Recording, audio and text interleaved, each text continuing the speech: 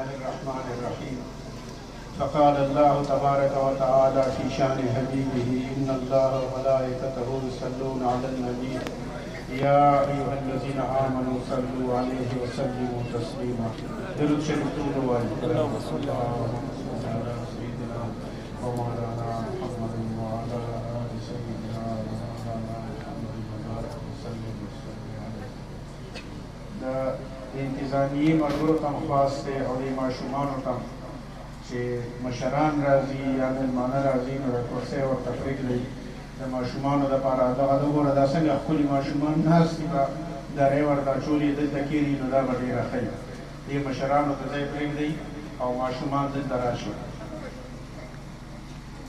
او د انتظامیې ملګرو ته هم پکار دي چې په داسې په اشاره کار کېږي نو خبرې دې نه کوي او ماشومان خو دې بلکل خبرې نه کوي، غوږ دې کېږدي، ځکه دا داسې مجلس دی چې د دې نه به موږ انشاءالله تعالی جوړې ډکې وي د خیرونو او د برکتونو، ځکه په داسې محافلو کې د خدای پاک انوارات راورېږي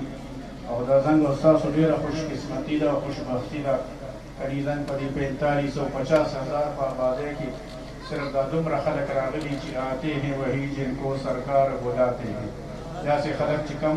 خدای راغوښتي دي رسول الله صلی الله علیه وسلم بارک، دا نه چې هغوی باندې د چا عذر هم کېدی شي، خو دا چې دي دا خصوصي په نظر کرم باندې راغوښتی شي. او دا زنګ دا پروګرام چې دی دا د دې الحمدلله و شکر لله دا د صاحبزاده حافظ فقیر احمد صاحب په مشرۍ کې په سرپرستۍ کې شروع شوې، دا د دې اتم کال دی. الحمدلله تاسو په ټول الحمدلله وایي، ځکه چې په یو نعمت باندې سړی شکر وباسي نو لئن شکرتم لازیدنکم، خدای پاک به ډېر کړي. نو دا داسې پروګرامونه ځکه چې د تېر کال چې وو نو مونږ کته نه په کورونو کې ډېر زیات وو، دې ځل هم شته دی خو دې ځل د خاموشۍ سره دې پته نه لګي چې څه چل دی، کني تېر ځل ډېر زیات وو. او اوس هم دا الحمدلله تاسو وګورئ میاشت ختمه شوې، زما په خیال سرکاري نن څلورم دی او رنګ به شپږمې یا به پنځمې ربیع الثاني میاشت راختې ده، خو دا د بیا هم د میلاد شریف پروګرامونه جوړېږي او روان دي. نو دا پروګرام چې تر کومې پورې وي نو تاسو به ادب سره محبت سره ما تاسو ته وایي چې سړی بازار ته لاړ شي او ځان سره پیسې یوسي، نو که هغه څومره پیسې وړي نو کم از کم هغومره سودا خو راوړي که نه، که کور ته تش راشي نو خلک وایي چې جواري وکړه که څه وکړو. نو چې دې مجلس ته مونږ رالو او ګنټه 2 3 څلور هر څومره مونږ تېر کړه نو چې دومره خیر یوسو چې هغه چې څومره مونږ کومه ناسته کړې چې د هغې به راخه خیر خو یوسو که نه، او چې نه بېادبي او خبرې او اعتراضونه او شور شغرب نو بس بیا هغه خوند مزه به هم ختمه شي. نو د پروګرام باقاعده آغاز مونږ کوو، مونږ سره ناتخوانان حضرات هم راغلي دي، را روان دي، او مفتی صاحب نجیب الله فاروقي صاحب هم راځي انشاءالله، صاحب مبارک هم تشریف راوړي او فقیر احمد صاحب هم را روان دی. نو تاسو تر هغې پورې بیا زه د دې ستا نوم خو اخلم، دا خو دا نشد چې زنګ پروګرام دی که نه،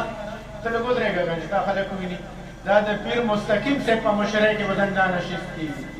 ها تاسو منظوره ده تاسو ته لاس ور اوچت کړئ. کښېنه پیر صاحب، مستقیم پیر صاحب د مردان نه ګوره تکلیف کړی دی او راغلی، دا طالبانو بچې تاسو هم چېرته کښېنئ، دغه ځای کښېنئ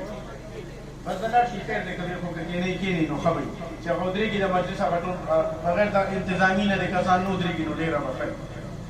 نو دا د مستقیم صاحب په مشرۍ کې دا ډېر دعاګو سړی دی او مستجاب الدعوات سړی دی او مجذوب سړی دی او ډېر انتهایي مینه د صاحبانو سره